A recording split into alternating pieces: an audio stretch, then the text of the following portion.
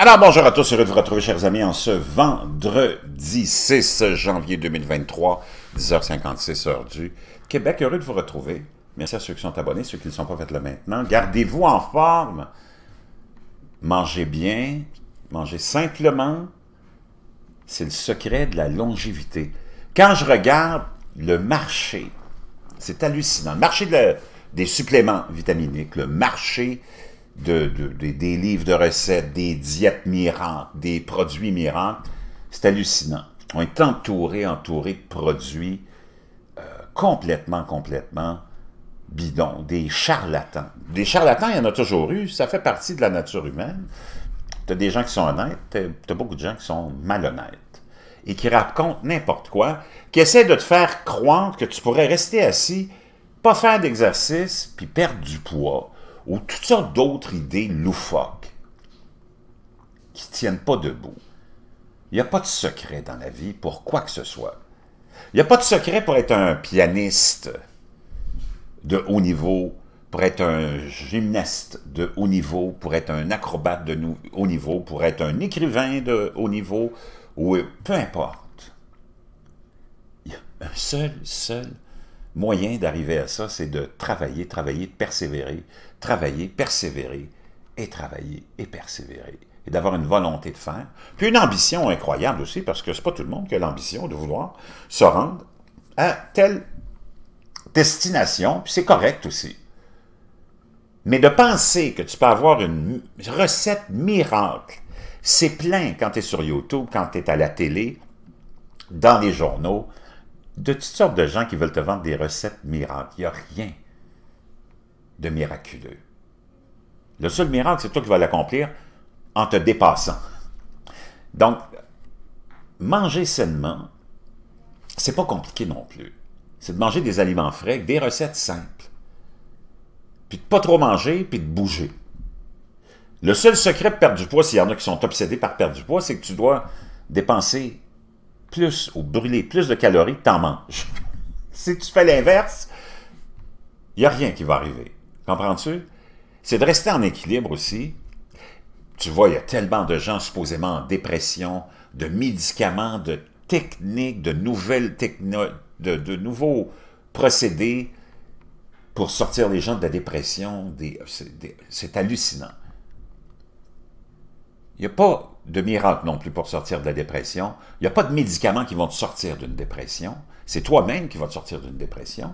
Il y a peut-être des médicaments qui vont t'aider à artificiellement avoir un autre état d'âme, mais ils vont t'amener des complications. Il y a toujours des effets secondaires. Puis quand tu regardes la liste des effets secondaires d'un médicament X, Y ou Z, tu te dis, il y a plus de risques que je prenne le médicament, parce que la liste des effets secondaires est tellement grande, tu te dis, c'est épeurant. Qu'est-ce que ce médicament-là fait sur le marché? C'est d'être actif, être équilibré, être rationnel, bien manger, puis de ne pas penser, souvent on est en dépression parce qu'on pense que, c'est difficile, la vie est difficile, mais la vie est difficile. Depuis toujours, et le sera pour toujours. Donc, c'était juste un petit pep talk que je voulais vous donner, parce que moi, je l'ai expérimenté, j'ai été alcoolique pendant 30 ans, ça ne m'a pas empêché de travailler, j'ai fumé pendant 40 ans, j'ai arrêté aussi. Si je suis capable de faire ça, vous êtes capable de faire ça. J'ai perdu 50 livres dans les 3 dernières années, j'ai commencé à m'entraîner. Le yoga m'a complètement... C'était une découverte extraordinaire, mais moi, je fais du yoga chaud, c'est assez... ça peut être assez physique, fitness, comme ça peut être plus... aussi axé sur les étirements, mais c'est extraordinaire pour te faire prendre conscience que ton corps, souvent, tu as des douleurs parce que tu as des mauvaises positions, parce que tu as ceci, tu as cela, tu n'es pas bien orienté, hein, positionné, et le yoga vient aider tout ça. Pourquoi ça existe depuis des milliers d'années, puis que tout le monde en fait dans certains pays, puis que les personnes âgées en font, puis les personnes âgées sont active et en forme, parce que ça vient aider. Il n'y a pas de miracle. Il faut que tu fasses la décision, prennes la décision d'en faire, tu prennes la décision d'en faire à tous les jours, puis de faire l'effort d'en faire. Mais après ça, tu découvres tellement un bien-être, ça t'apporte tellement de choses que, après ça, ça devient une routine. Et cette routine-là se développe en plaisir extraordinaire. Donc, la persévérance, c'est ce qu'il y a de plus important dans la vie. Moi, je n'ai jamais été persévérant, jusqu'à ce que, il y a 3 ans, un miracle se produise. Comment l'expliquer, je ne sais pas. Mais c'est le fait de prendre une décision. C'est ça le miracle. C'est de prendre une décision, puis de rester avec. Puis surtout de penser que, souvent, on a l'idée préconçue que je ne peux pas faire une telle chose parce que je ne suis pas bon. Non. Il n'y a personne qui est bon dans quoi que ce soit quand on commence.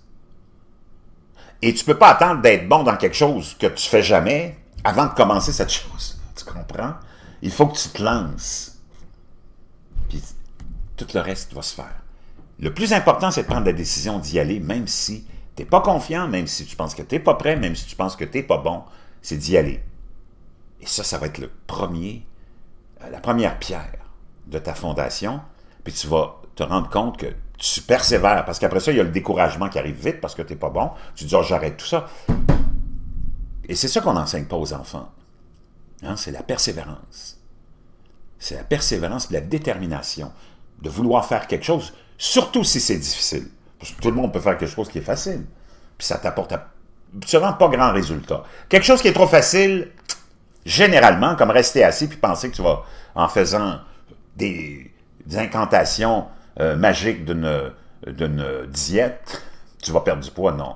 Donc, quelque chose qui est facile, généralement, ça a peu d'impact. Donc, lance-toi. C'est comme l'oiseau qui doit apprendre à voler. Il n'attend pas de savoir voler, parce que ça n'arrivera jamais si tu ne te lances pas. Donc, il se lance, puis en déployant ses ailes, son apprentissage va se faire. Il va peut-être se cogner, se piquer du nez dans les premiers essais, mais rapidement, pour sauver tes fesses, tu vas apprendre à voler. C'est la même chose pour l'humain. Mais le système fait en sorte que tu veux. On ne veut pas que tu saches ça. Les éléments de base essentiels pour réussir dans la vie, mais quand je dis réussir, la réussite dépend de chacun d'entre nous.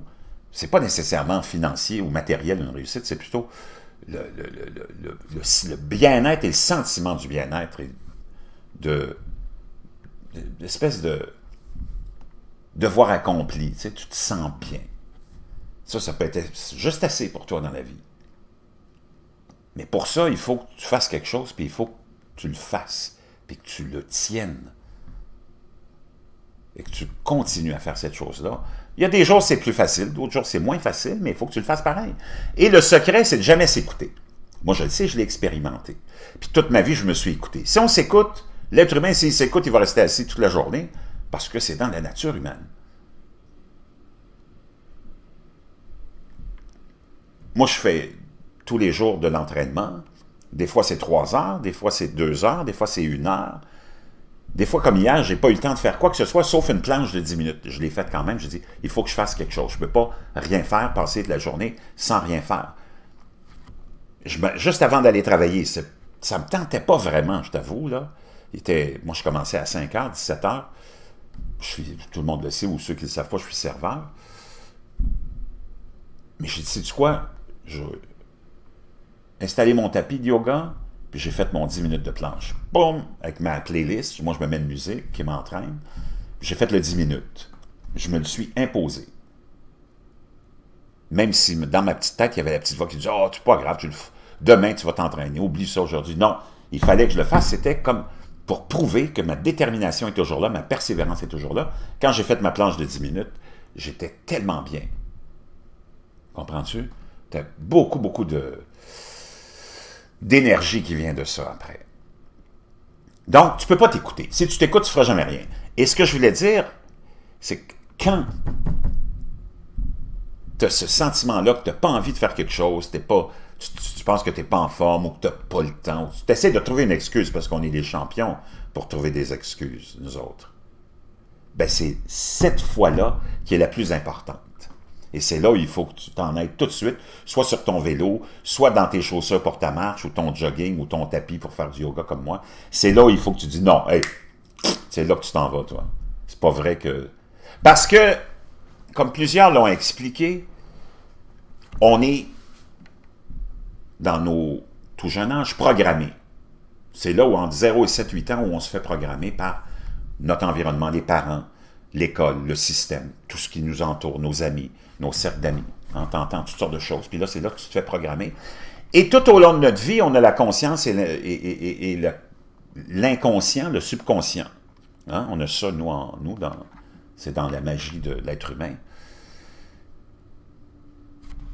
Et c'est notre subconscient qui enregistre toute la programmation.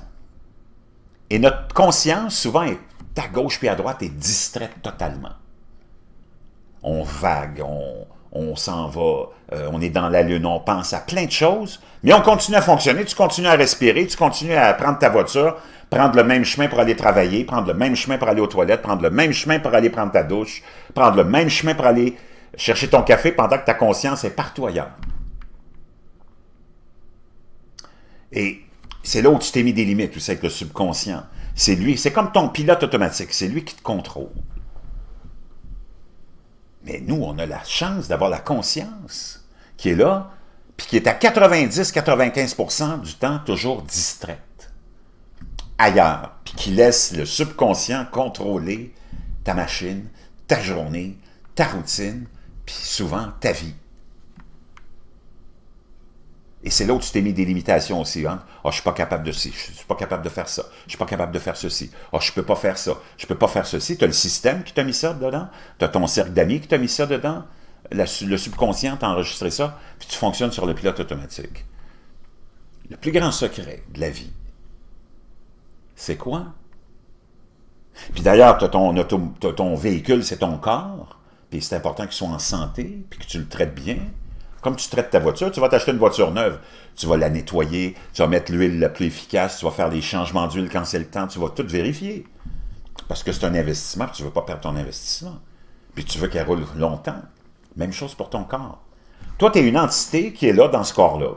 Pour maintenant, quand tu seras ailleurs, après la vie, sur cette terre, tu seras dans un autre véhicule, c'est certain. Lequel, je ne le sais pas, puis il n'y a pas grand monde qui le sait. Mais pour l'instant, tu es là. Tu fonctionnes sur le pilote automatique. Tu es contrôlé par une manette virtuelle. Puis ta conscience, elle se promène partout. Elle butine partout. Puis il n'y a rien qui se fait. Pourquoi? Parce que tu n'as pas pris le contrôle de cette grande force qui est toi, ton âme, qui est ta personnalité, qui est toi, Pierre, Sébastien, Francine, Suzy. Et que si tu décides, comme moi je l'ai fait, de prendre le contrôle de ta conscience, puis de dire, wow, là tu vas arrêter de te promener partout, tu vas venir, premièrement, t'occuper de la machine qui est là, puis c'est moi qui prends le contrôle de ma machine, et non pas le subconscient qui a été inondé par tout ce qui t'entoure. Toutes les préceptes, toutes les conceptions, toutes les limitations. Si tu prends le contrôle, puis tu te dis non, là je me concentre sur moi, sur ce que j'ai à faire. Puis je prends le pilote automatique, je le mets à off. C'est moi qui contrôle. Je fais ceci, je fais cela. C'est pas facile, je persévère, je reste là. Non, bang, bang. Ça, c'est un exercice. Ça, c'est le grand secret de la vie. Pour nous, les humains. Pour avoir une vie heureuse. Pour avoir une vie équilibrée. Pour avoir une vie où tu contrôles ta destinée. Puis pas nécessairement de vouloir être millionnaire, posséder une Lamborghini. Non. Juste de te dire, j'ai pris le contrôle de ma vie. C'est plus mon subconscient qui véhicule, qui pilote mon véhicule. C'est moi, Suzy, Francine, Pierre, François. Et de juste avoir fait ça, tu vas avoir un sentiment d'accomplissement incroyable. Et tu vas prendre le contrôle de ta vie. Je voulais vous partager ça. Puis je vous reviendrai avec quelque chose d'hallucinant sur la 6G. Mais là, je ne voulais pas mélanger les pommes et les oranges. Parce que moi, je l'ai expérimenté, je l'ai vécu. Si moi, je peux faire ça, tout le monde peut le faire. Puis je t'avoue que ça a changé ma vie totalement. Je suis comme vraiment, presque dans le nirvana. Je vous reviens.